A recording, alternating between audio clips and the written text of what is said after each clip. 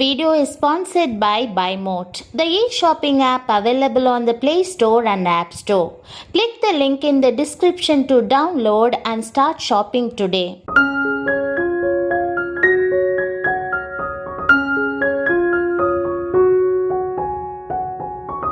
இன்று நாம் தியானிக்க போகின்ற வசனம் நீதிமொழிகள் 12ஆம் அதிகாரம் 27ஆம் வசனம்.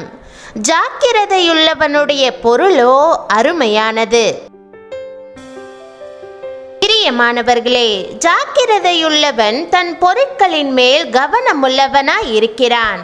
கண்ணும் கருத்துமாய் தனக்குள்ளவற்றை காத்து கொள்ளுகிறான்.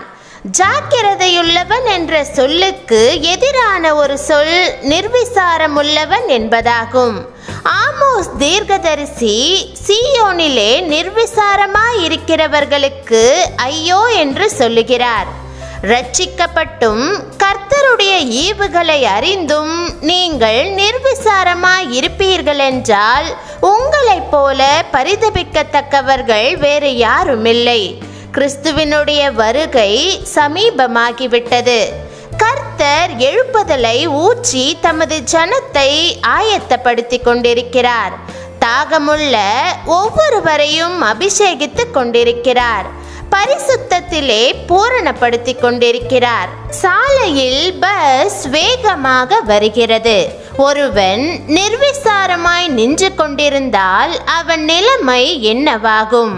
பஸ் அவனை மோதி வீழ்த்தி விடும் அல்லவா? பரீட்சை நெருங்குகிறதை அறிந்தும் மாணவன் படிக்காமல் நிர்விசாரமாயிருந்தால் அவன் தேர்விலே தோல்வி அடைவான் அல்லவா?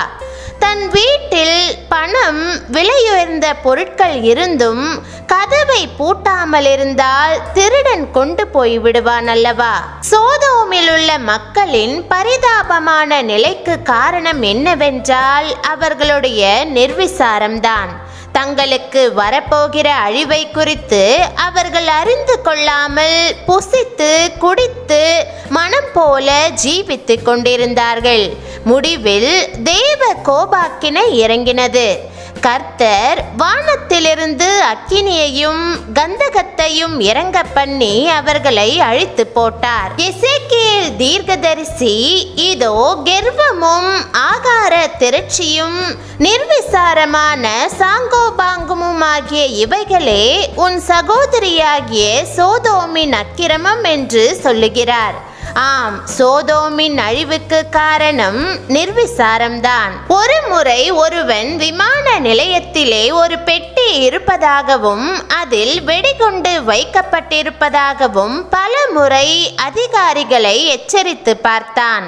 தொலைபேசி மூலமாக அதிகாரிகளுடன் தொடர்பு கொண்டு குறிப்பிட்ட நேரத்தில் குண்டு வெடிக்கப் போகிறது என்று எச்சரித்தான்.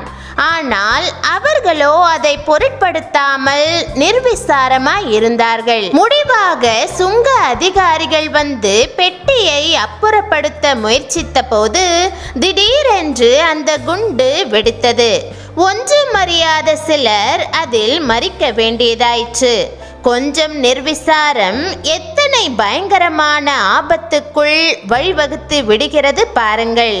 வேதம் சொல்லுகிறது, மூடரின் நிர்விசாரம் அவர்களை அழிக்கும். தேவ பிள்ளைகளே, உலகத்தின் கடைசி நிமிட நேரத்திற்கு வந்து விட்டீர்கள்.